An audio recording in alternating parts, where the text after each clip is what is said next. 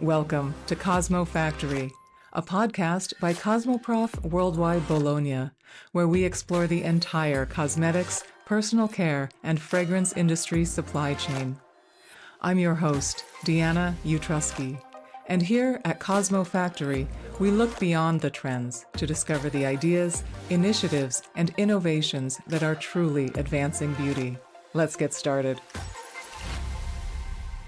This episode is about the professional hair industry. It's about the go-to-market strategy and cultural sensitivity that our industry's largest multinational is employing as it expands throughout Africa. It's about premium products for the back bar, for salon retail, and specialty retail. It's about identifying the right brand assortment and product mix for a growing market. Today, on the CosmoFactory podcast, my guest is Yara Mansour, a general manager in the professional products division at L'Oréal, where she is responsible for both worldwide niche expansions and the Sub-Saharan Africa Zone. Yara, welcome to CosmoFactory. Thank you so much. Very happy to be here with you to discuss a very interesting topic, as you rightfully said. Yes, no, I'm so grateful you can join us. I feel very comfortable saying that recently Africa is getting a lot more attention in our industry, so this will be an exciting talk. One of the figures that I see mentioned frequently is from Statista that projects that this year the beauty and personal care market in Africa will reach over 66 billion US dollars in revenue.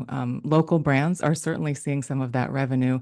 I know in skincare, for instance, brands like Wild Earth Botanics from Kenya, Nokware Skincare from Ghana. There's also a wild sourced and small batch brand called Skin Gourmet from Ghana that's seeing success. In personal care, we're looking at brands like Cinnabar Green from Kenya, Adeba Nature from Côte d'Ivoire, and in hair care, Marini Naturals from Kenya, Salwa Peterson from Chad. These are all good examples. And of course, we're seeing brands around the world that are premised on ingredients and cultures of African countries doing very well too. Some examples here would be Ipara and Debia, both out of England, brands based in the US like 54 Thrones, which right there in the company name references every country on the continent. Amit Collet, Folk Beauty, and Skin Muse are also some good examples. Now, clearly, there's an opportunity here for global players, and that's why you and I are speaking today, Yara. I'd love for you to start off by just helping us think about the social and economic indicators that your team is looking at to make the decision that now is the time for L'Oréal to expand professional hair care in particular into Sub-Saharan Africa. I think, as you rightfully said, we start always by the size of the beauty market to see if there is an opportunity for us to get into that. But also, we look at big macroeconomics factors that some people tend to forget to look at. Africa is the biggest continent in terms of population. Mhm. Africa is the population with the youngest consumers, and it's growing very fast, even faster than India, that is skyrocketing. It has been skyrocketing for the past years. You also have a big phenomena of urbanization, what we call creation of the big cities. All of these movements, they show you that there are dynamics for growth of beauty, for consumption of beauty. And also what is important to look at is some other categories. We know that skincare is booming across the world, that's for sure. Mhm. In Africa, it has been growing a lot. Skincare is a big indication of the sophistication of the consumer that are looking to care for themselves. So when you see skincare growing, immediately you have in your mind that there is a room also for hair care where there is an importance in the growth in this segment because consumers are starting to become much more aware of taking care of themselves and of what we call regimen usage of routine usage, which is what we push when it comes to professional hair care. Thank you for all of that. Very interesting information. In an earlier episode of this Cosmo Factory podcast, I think it was episode 23, my guest Stephanie Farsht told me that her newly launched brand called Small Wonder was focused on the professional hair channel, in large part because of the opportunity that salons have to impact both brand awareness and consumer trust. You've explained sort of routine building, right? Skincare routine transitioning into hair care routine. But I'm wondering if those concepts of brand awareness and consumer trust have something to do with L'Oreal's strategy of going into the pro channel with hair. Is that in play here? I think it is mandatory. It is very important to establish the awareness of our brands. There is a misconception in Africa that consumers do not spend money on their beauty or that women do not spend money on their hair. Ethnic women spend 6 times more than a Caucasian woman when it comes to their hair, on average, in terms of number of products that they use on their hair, or as hair overall by using what we call wigs, services in the salon, etc., because their hair is very difficult to manage. The reality of things is that they do that because there hasn't been any brand that has communicated to them that there is a product suitable for their hair first, and second, that is efficient for their hair. All Mhm. the communication in the past has been very much focused on Caucasian women, or has alienated a bit the ethnic woman. So here it's about really, first and foremost, having products that deliver, and second, talking to the ethnic woman in a language that is relevant for her, and explaining that this product is first for you, and second, it actually works on your hair. So a lot of work to be done on awareness, and also what I would call in our language, if you want, in L'Oreal, advocacy and influence. And this is where local relevancy plays a big role, using people that look like the consumer, that talk their language, that are part, showcase, if you want, the routine of a woman throughout the day, and how does this product fits within her routine and her own space. Excellent. Let's get a little bit closer to who those consumers are. I want to look at some of the countries. I know that L'Oreal established subsidiaries in Kenya and Nigeria in 2011, I believe, and then teamed up with a distribution network as CFAO to reach consumers in the Ivory Coast. I'm also, doing a little bit of my own desk research and would guess countries like Ghana, Tanzania, Uganda are promising. But again, these are my guesses. I want to hear from you. What countries are you targeting with this initiative? You were close enough, but in big companies, there's a lot of movement. Yes, We have offices as we speak, we have an office in South Africa, which is our biggest subsidiary, and an yes, office in Kenya. The office in Nigeria was shut down because of, macroeconomics challenges when it comes to establishing a subsidiary there. And the sure. Ghana and Ivory Coast also was closed and moved to a distributor model. So basically, you Ah, have South Africa and Kenya that are direct offices, if you want, and the rest of Africa is handled through a distributor model. With the hub of the distribution that is based in Paris. We do cover them, but we don't cover them with local subsidiary. We cover them with distributors that are in place to handle the market. So we cover all Africa. okay. However, our focus, if you want, is in the hubs of regions. So we have a focus on South Africa for the south, Kenya for the east, and Nigeria for the west, because we believe that these are the poles of influence, if you want, within their own region. And because also we, as big company, rely a lot on data. This is where really we have the biggest size of the beauty market slash the hair care market. And this is where also you have the biggest GDPs within Africa, and which proves that there is a market and there is room for people to pay for premium product like the professional product of L'Oreal. Yeah, wonderful. I appreciate your correcting me and all that really helpful information. It's very great to hear how it looks from your perspective. Um, I want to hear now, like a little bit more specifically, I guess, who is your customer? Who are you reaching in these markets? So as any division in L'Oréal, we are very consumer centric. Our target with the selective division and with the professional product division is the top of the pyramid.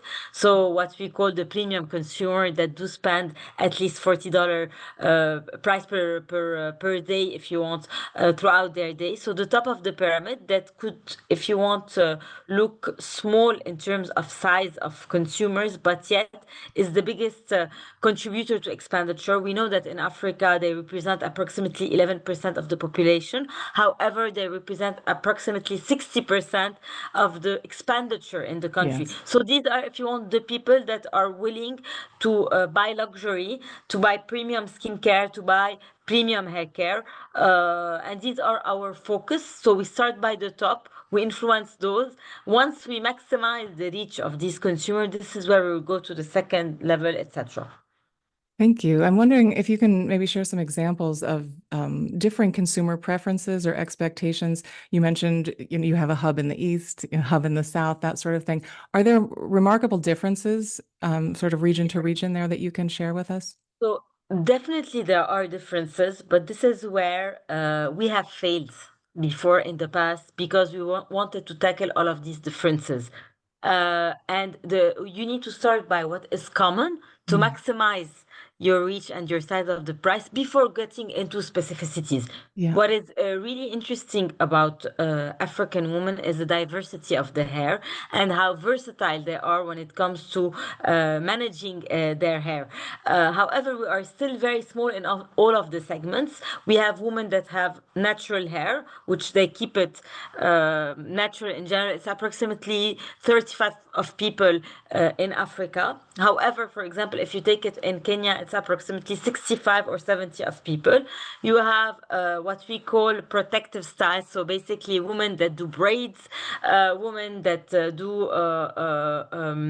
different kinds of elements on their hair and add wigs or weaves, etc. So anything that is not natural, and which is big, 80% of the population. And you have also women that relax their hair, so they use chemical to straighten it. What is interesting to know is that women, they do change from one to another within a span of 2 3 weeks. What we have identified as the biggest issue among these three kind of women is damage. Actually, whatever you do, that you relax, that you have a hair that is natural, or that you do protective style, you are putting your hair under pressure, under tension, especially that the African hair, because it's what we call coily or kinky hair. right. So very curly. When a hair is very curly, it's 2 times more prone to damage and to breakage than Caucasian straight hair. So what we have decided is that we need to tackle the biggest size of the price, and we have been even more radical or drastic in terms of our strategy. We also know that we need to tackle this with a product strategy. So what is this product that the ethnic woman uses, whatever is her hairstyle, at any point in time on a daily usage, and that really delivers on the benefits? Because here it's not a battle of if you want tackling all of the issue, it's a battle of critical size that we don't have yet, and it's a battle of establishing the awareness of our brand. So focusing all of the means, all of the efforts on one big bet, and recruiting the maximum of consumers. Yeah, yeah, and thinking a little bit more about awareness of the brand.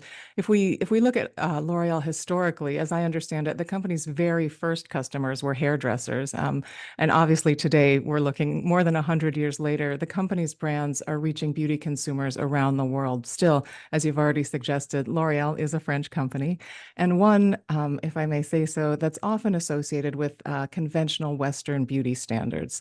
So I'm hoping you can talk with us about how you're expanding into African countries with some real cultural sensitivity. Obviously, I think there are different things that need to be there, basic in when you go to any kind of region. First, you need to make sure that your product delivers. We're Yeah. gonna start by this one, and that it's really effective on the hair that you have in the market. And this is a check that we do. We do test our products. We have also RNI and a lab based in South Africa for SSA, for Sub-Saharan Africa, where anything that comes from the Paris office, or if you want the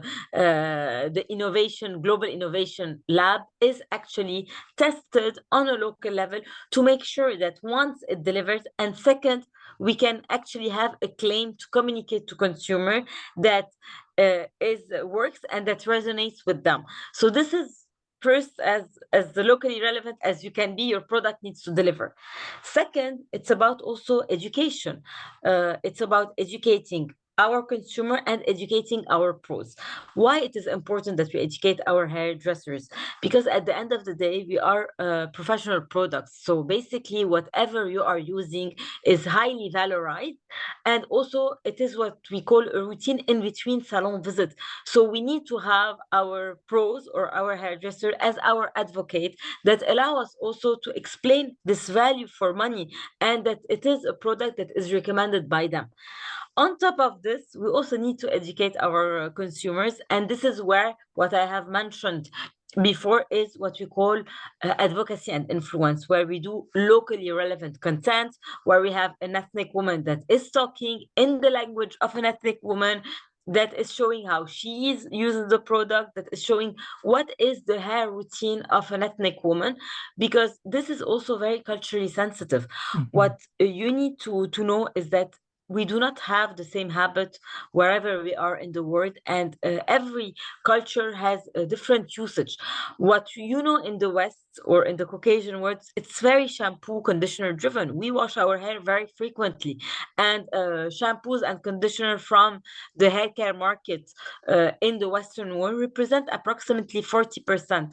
This is not the case in Africa, because African women, they relax their hair, because African women, they put a lot of braids, etc. They don't wash frequently their hair. Shampoos and conditioner represent maybe 10 or 15%.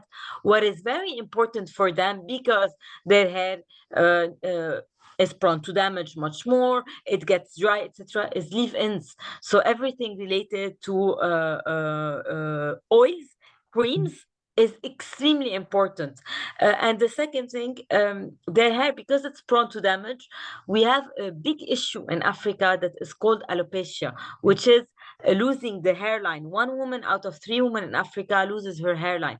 So this is also the local relevancy of addressing with the right product to the need, by speaking the language with people that look like the consumer, not that look like a billboard that could be in the US or in France. Yeah, yeah. No, that's wonderful. Thank you for sharing all of that. And you mentioned claims, and we got a little picture of it there as you were talking about which products make sense in terms of the routines of the customers that you're reaching. But do you happen to have an example of a claim from one, sort of a Western market in contrast to some of the markets you're serving now? So, for example, it's very important to tell to the consumer. There are two things that are very important in Africa. First, to tell to the consumer that it's for you with kinky hair, coily hair. So, for example, we have one line that is for damage. We say repairs 2 years of damage in one use. Okay, but in Africa, it's very important to say for kinky hair, for coily hair, to tell her that also it applies to you. And the second thing that is very interesting in Africa, because the value for money is a challenge for them, because they are a bit skeptical in that they want to make sure that what they buy, there's a return on their investment on their buy. Everything that is multi-benefit works like wonders for African consumers. 10 in one, 12 in one, 25 in one, because also this is a phenomena that is quite big in the US, and Africa is more impacted by the Anglo-Saxon world than the Franco-Saxon world. So Mhm. everything that works very well in the US slash in the UK, they are quite very sensitive to that. We know that they travel a lot there, especially when it comes to Nigeria, to the UK, etc. So they want to see that what they are getting, because it's expensive, can do different things also. Yeah, yeah. Oh, that's so interesting. Thank you.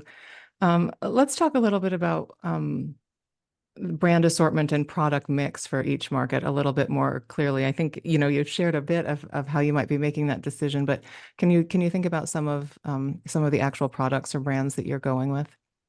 Yes, so we are not choosing one portfolio by region, because Mhm. again, it's about creating critical mass and managing Africa as one by reaching the first big issue at the beginning.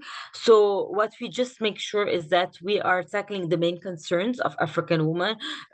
I've mentioned them before. We like natural hair. This is something that natural curly hair was actually, if you want, a need across the world.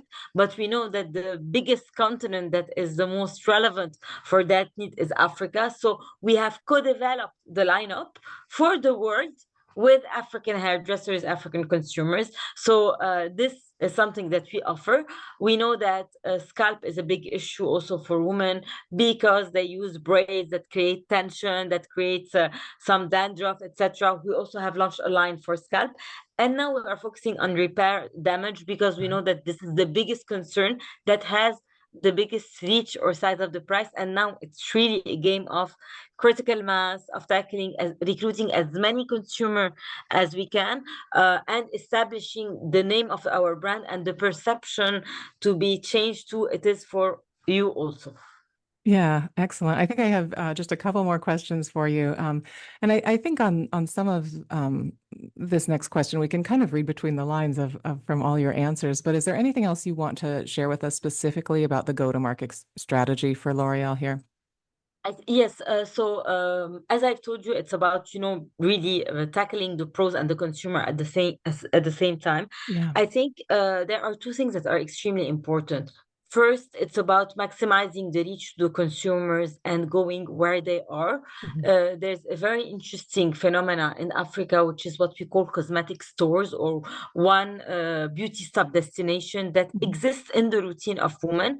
And this is something that the professional product division was not there before and just located in salons, Mm. which is complicated in Africa because salon lack critical mass, and yet there are women that are willing to spend on their hair, and they do. So we go to also those cosmetic stores by having a premium execution, by having beauty advisor to give this advice to the woman, by making sure also we have the right animation within the store. So that is very important. However, we should not forget the importance of salon, because at the end of the day, for us, we are a professional division.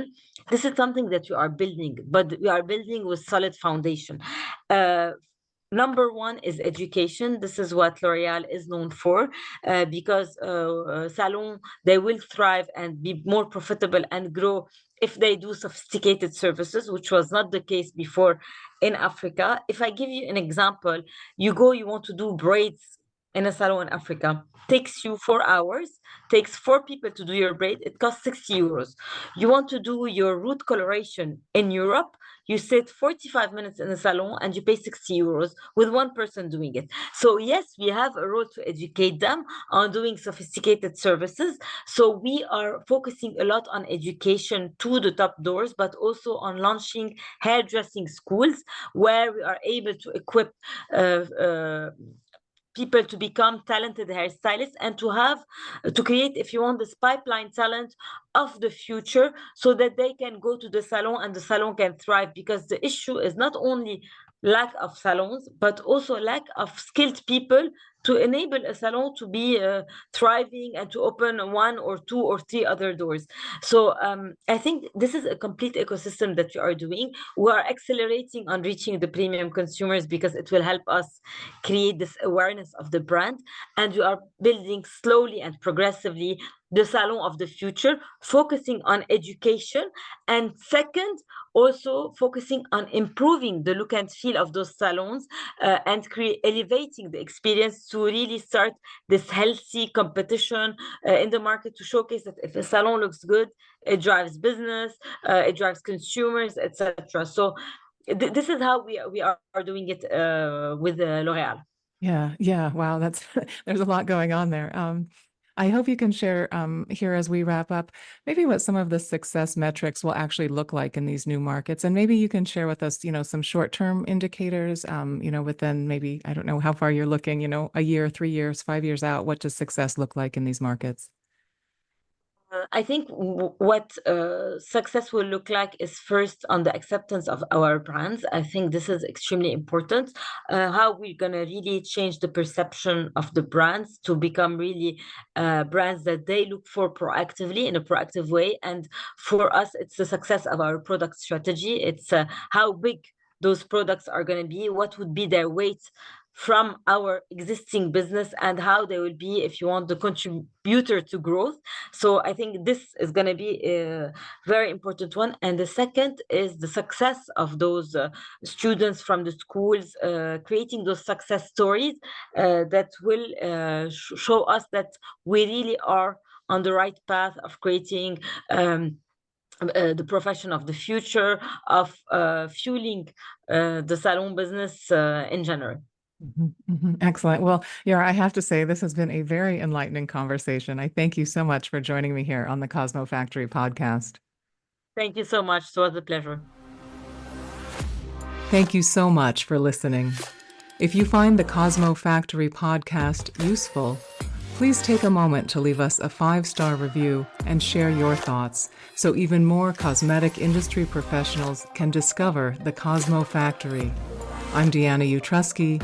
Please join me again next Tuesday for a new episode of the CosmoFactory podcast.